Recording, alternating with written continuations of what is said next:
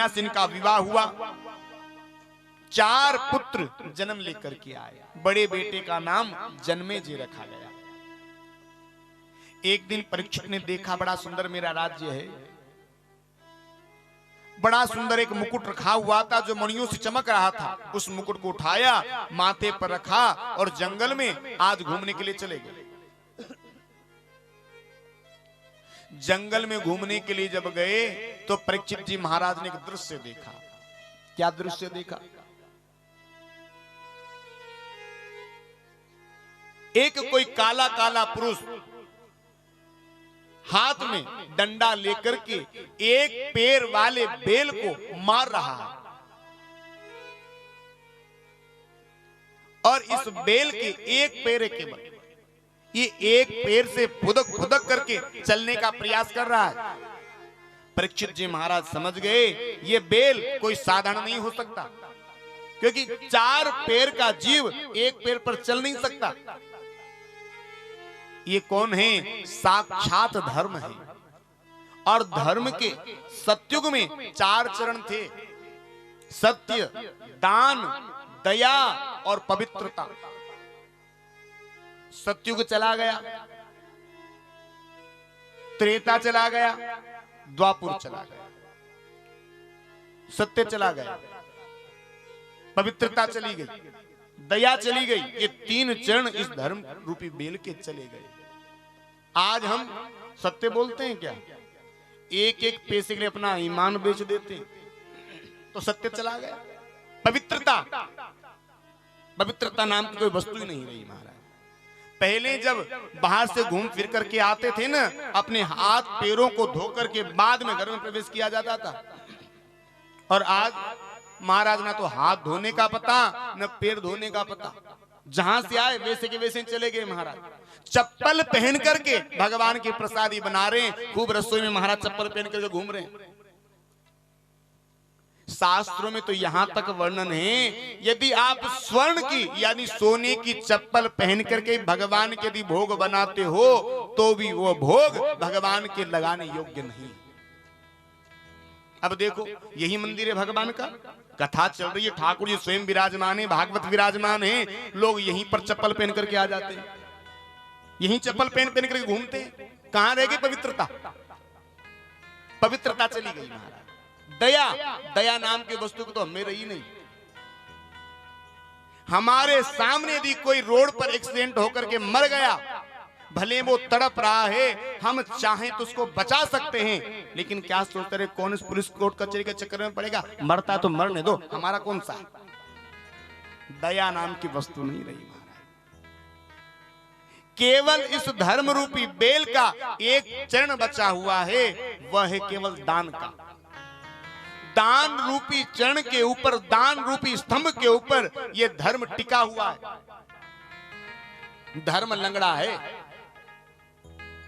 इस धर्म को तो जब आप और हम लोग जब उंगली पकड़ करके चलाएंगे तब ये कोई धर्म चल पाएगा। और आज परीक्षित जी महाराज ने जैसे ही इस काले काले पुरुष को डंडे से मारते हुए देखा, आज इस राजा ने इस काले काले पुरुष के लिए मृत्यु दंड की घोषणा कर दी। ये इसी देश की कथा है, ये भारतवर्ष की कथा है। भारत का एक राजा गाय पर अत्याचार करने वाले के लिए मृत्यु दंड की घोषणा कर देता है।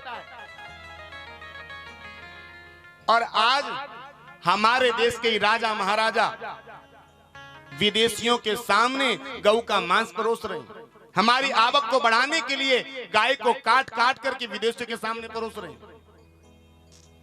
अब इसमें दोष उनका नहीं है, कहीं के हमारा भी दोष है। हमारे घर में कुत्ते पालने के लिए तो जगह है प्यारे। हमारे घर में 4x4 4x4 की कार रखने की जगह तो है, लेकिन महाराज छोटी सी गाय को रखने के लिए हमारे घर में जगह नहीं है।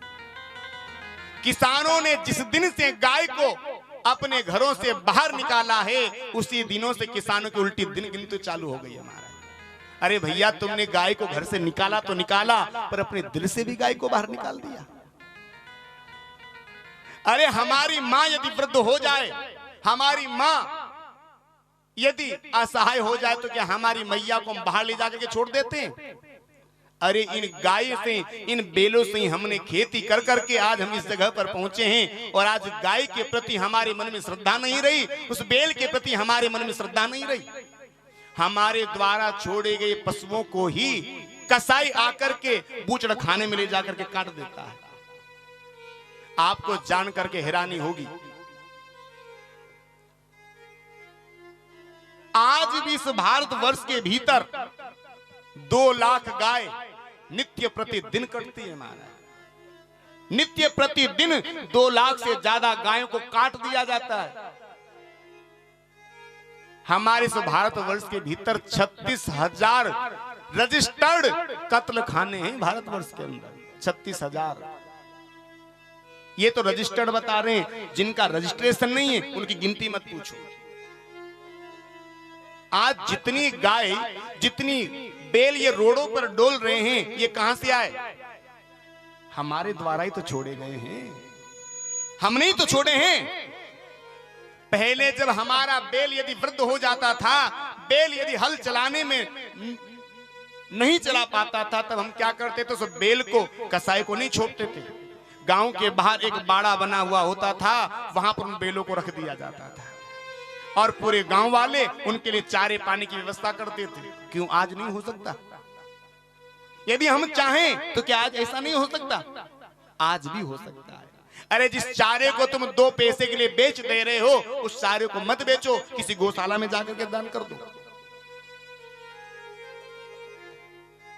जो तुम आज रात रात भर इन जानवरों के लिए दौड़ते हो, जानवरों को भगाते हो, जब ये जानवर सारे एक जगह इकट्ठे रहेंगे, तुम्हारी रखवाली की टेंशन खत्म हो जाएगी। तो आज भारत का राजा बेल पर अपराध करने वाले के मृत्यु दंड की घोषणा कर देता है। धर्मो रक्षति रक्षतः। ये बेल कोई और नहीं, साक्षात धर्म है। धर्म को हमने बचा लिया तो धर्म हमें अपने आप बचा लेगा।